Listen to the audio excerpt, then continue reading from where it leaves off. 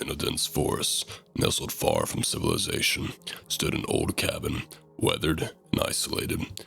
As the night wrapped its chilly fingers around the woods, an eerie silence descended.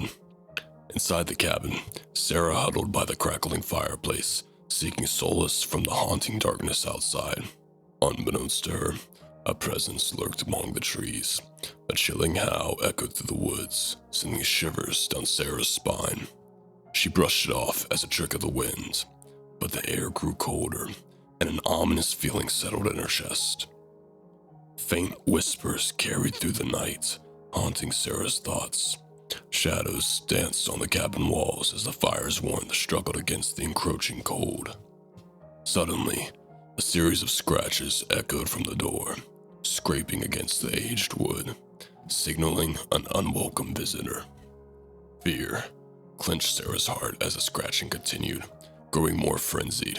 She hesitated, her hand inching towards the doorknob when a voice, almost inhuman, whispered her name from beyond the door.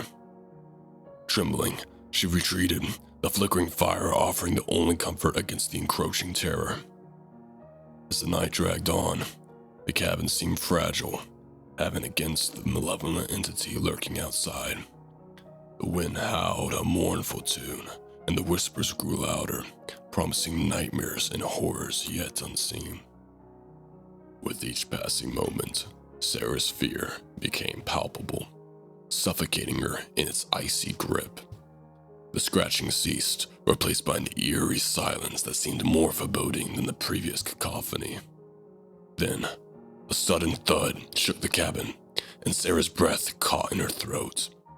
Peering through the frosted window, she saw a shadowy figure, tall and skeletal, with eyes that glowed like dying embers in the night. A bone-chilling realization dawned upon her. The wendigo had found her. Its hunger for human flesh drove it relentlessly, its hunger insatiable. Sarah's heart raced as she desperately sought refuge within the cabin's feeble walls. The creature circled the cabin, its haunting whispers weaving through the timber, promising terror and demise. Each step it took reverberated through the night, sending terror coursing through Sarah's veins.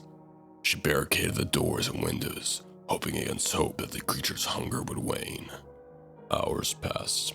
The relentless darkness outside the cabin clawed at her sanity.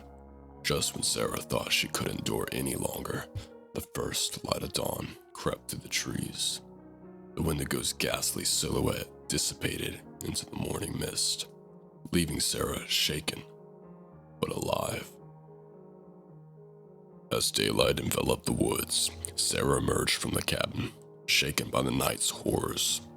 She knew she was fortunate to survive the encounter with the wendigo, a chilling reminder of the terrors that lurked in the depths of the wilderness.